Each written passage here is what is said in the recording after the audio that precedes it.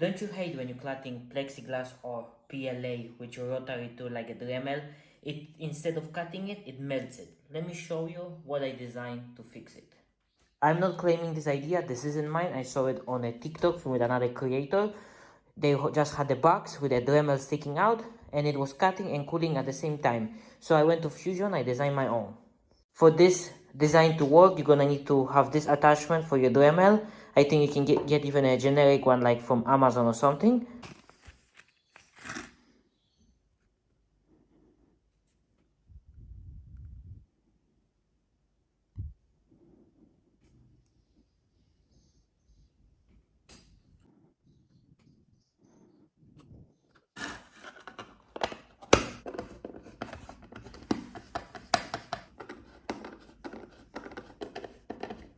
So you get your attachment sits here.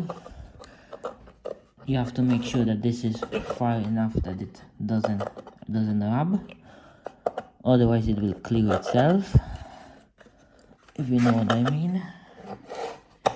And then you just add your brace.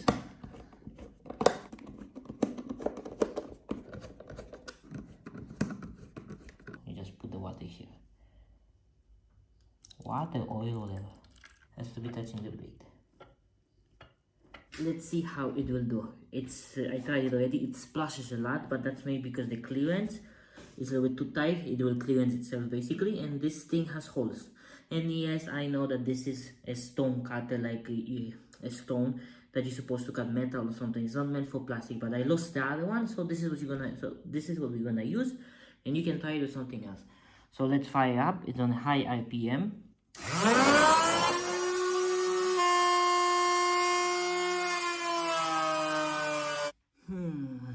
I mean, it splashes a lot. The cuts are a little bit better. PLA still melts at very low temperatures. And like I said, this isn't the right cutter, so yeah, it does better job, but not the best. Let's try it on the plexiglass.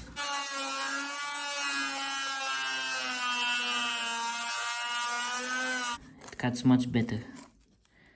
Yeah, it makes a mess, but it cuts much better with a cooler.